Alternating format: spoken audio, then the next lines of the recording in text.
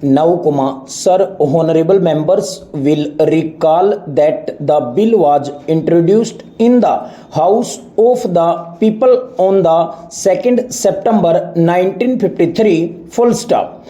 It has had a long history and in one form or another it has been before the public since the end of 1949, full stop. In the statement of objects and reasons, the various stages through which the bill has passed since 1946 have been summarized, and I need not recapitulate on this occasion the circumstances in which the then government of India took the decision in early 1946 to initiate an inquiry into the reform of our company law, full stop.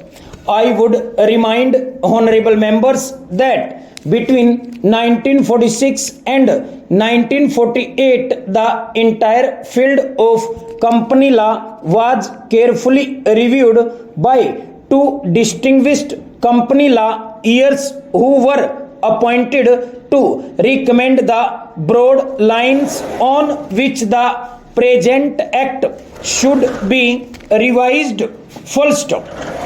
Their recommendations were examined in the then Ministry of Commerce, and certain tentative departmental views which emerged were circulated in a comprehensive memorandum to all recognized trade and industrial associations, bar associations, the high courts and the state governments, full stop.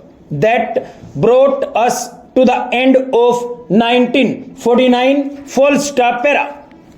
Many representations on this memorandum were duly received from chambers of commerce, trade and industrial associations, state governments and the general public, full stop. At the end of 1950, the government of India appointed a committee under the chairmanship of Sri Baba to go into the entire question of the revision of the Companies Act with particular reference to its bearing on the development of trade and industry in this country, full stop era.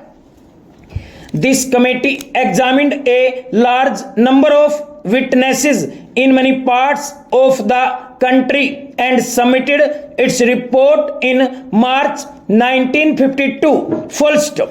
This report again was circulated to all state governments, chambers of commerce, trade associations, high courts and many other bodies, full stop. At the same time, a special officer was appointed in the Department of Economic Affairs, Ministry of Finance, to examine the report in the light of the views received from the interested public and to submit proposals to government for the revision of the present act, full stop.